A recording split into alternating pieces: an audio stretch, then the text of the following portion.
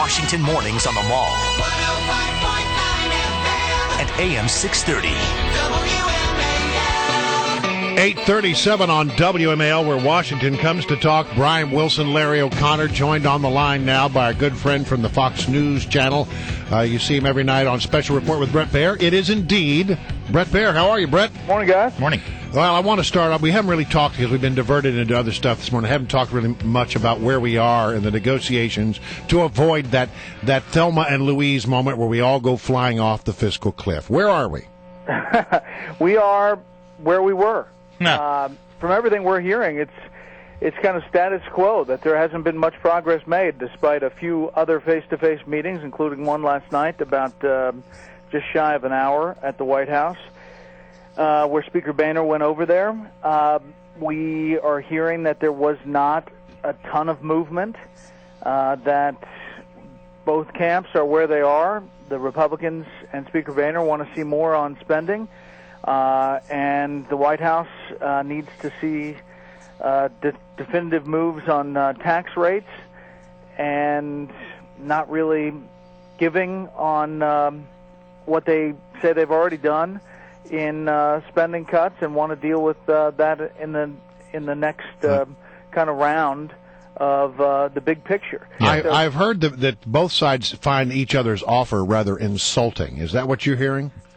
Yes, yeah. And then this is kind of, a scorpion dance going back and forth. And listen, we are running out of days here. They always say that, but it is true. Legislatively, you need some sausage-making time for, as you know, Brian, to get the actual legislation put together for the president to sign. So Nancy Pelosi put it at 2 or 3 days left of negotiating time.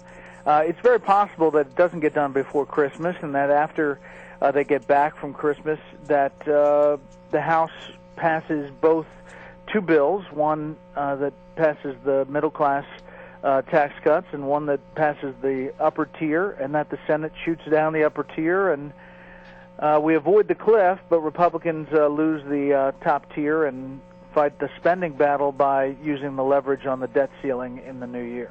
Bret Baier, pivoting to international news, where we're actually just getting this report this morning that the United States is sending Patriot Missiles and military personnel to Turkey as a defensive measure against the unrest in Syria. Will this be seen internationally as sort of the United States aiding in escalating the situation there? Well, it was a NATO request, Turkey through NATO, and it is interesting. It's 400 troops to operate these Patriot missile batteries, and it is a concern because, as you know, there's back and forth about chemical weapons in Syria, possibly getting ready to use them. And they've got an arsenal of Scud missiles from the former Soviet Union from years ago, don't they? They do, yeah. And they apparently used some of them to put back rebels just a few days ago.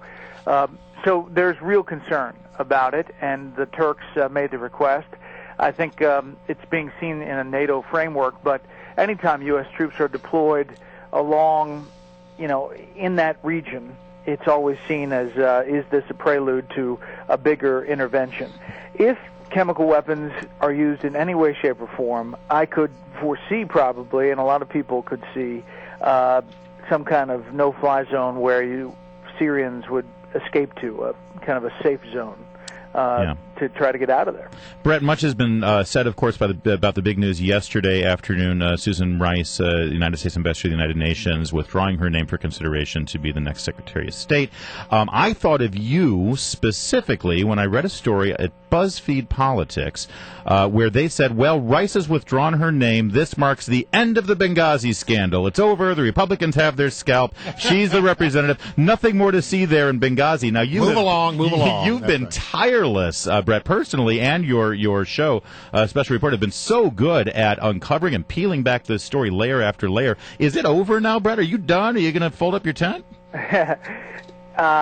No, and listen, it's not just our show. We've just been following where these where the news has taken us, these investigations are continuing, and Hillary Clinton is going to testify, or is scheduled to, next week. The State Department hasn't locked it in, but she's supposed to, next week on Benghazi. This internal investigation is supposed to come up to Capitol Hill next week.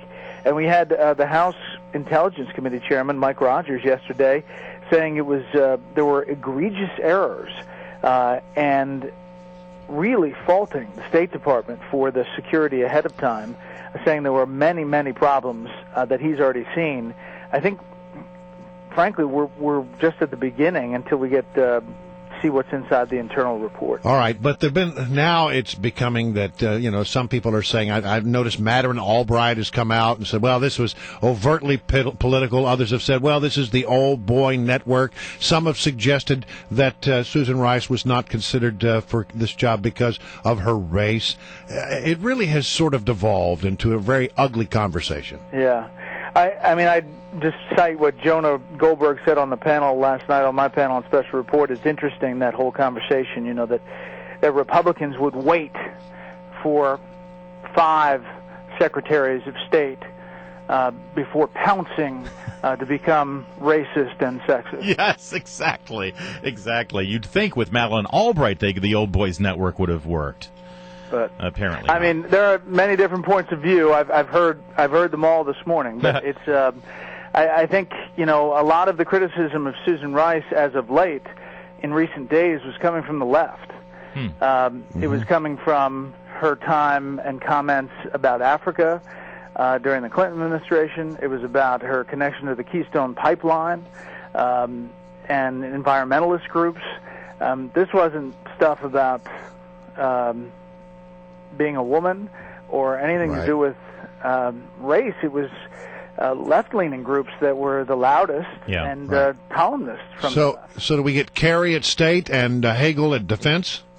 It looks like that. I mean, that's how it's shaping up on the inside track. I do think there will be a push to have some representation that looks like America, if you will, in the administration. And you have, of course, Attorney General Holder, who has not indicated when and if he is going to leave.